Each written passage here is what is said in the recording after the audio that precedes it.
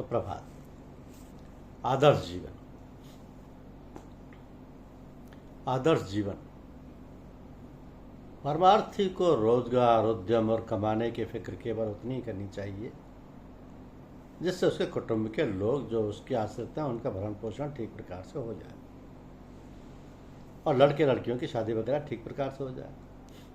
तो ये सब काम मालिक ने उसकी जिम्मेदारी पर डाले हैं तो समुचित प्रकार से किंतु आदर्श रीति से करने चाहिए। अब लोग न जाने कितने बेढंगे तरीके से शादी विवाह में खर्च करते हैं और कहते हैं कि सब काम हैसियत और स्टैंडर्ड से करना चाहिए।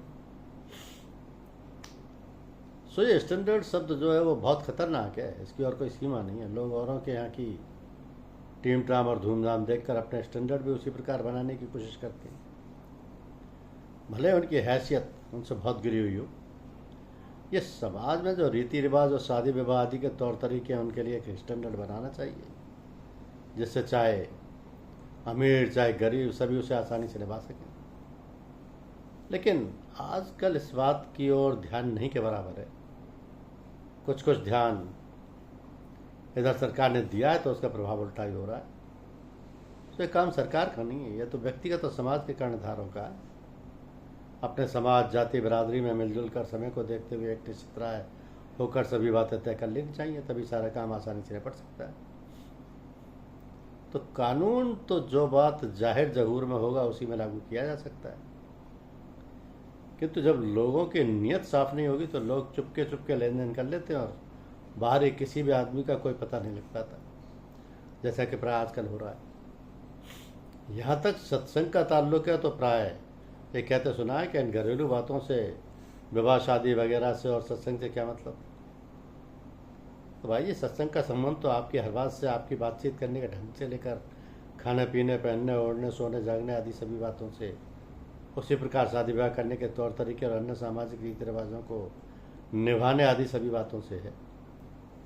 कारण यह कि इन सभी बातों का ही प्रभाव तो हमारे दिल दिमाग पर पड़ता है। पूजा पाठ ध्यान उपासना में यदि हमारा हृदय मस्तिष्क दिल दिमाग शुद्ध व पवित्र नहीं है तो हमारा सारा ध्यान उपासना पूजा पाठ कभी भी सही ढंग से नहीं हो सकता। एक ये भी और कारणों के साथ खास कारण है जिससे बरसों अभ्यास करते करते वो जैसे कि तैसे बने हुए हैं। उनके आचार और विचार और व्यवहार उसी प्रकार से हैं जैसे पहले थे। तो ऐसे लोगों के कारण सत्संग बदनाम होता है कि ये आदमी इतने दिनों से सत्संग में आता है और उसका चाल चलन और व्यवहार इस प्रकार का है।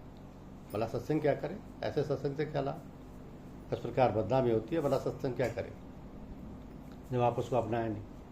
हाँ तो सभी लोग सावधान हो जाओ और अपनी अपनी हैसियत मत आको। रुपये पैसे या समाज से बड़े होने के कारण, सरकारी अफसरों और रुपये पैसे या समाज में बड़े होने के कारण नहीं, बल्कि समय के पुकार सुनकर अपने समाज में, देश में निर्धन और छोटे तबके के लोगों की हैसियत देखकर सोच समझकर सब बातें इस प्रकार तय कर लेना चाहिए जिससे उसको अड़चन ना हो और ऐसे मौक़ों पर शर्मिंदा ना होना पड़े। तो समय की गतिविधि बहुत नाजुक है, ऐसी हालत में सबको साथ लेकर चलने की आवश्यकता है। पैसा कमाना कोई खराब बात नहीं है, मगर ये सही तरीके से कमाया जाए और उसका वितरण सही ढंग से हो तो कोई हर्ज नहीं। इसके लिए अर्थशास्त्र व समाजशास्त्र की रचना हुई है और वह स्कूलों कॉलेजों में केवल परीक्षा में पास करने के लिए रटा जाता है, व्यवहार में उसका कोई औचित्य नहीं।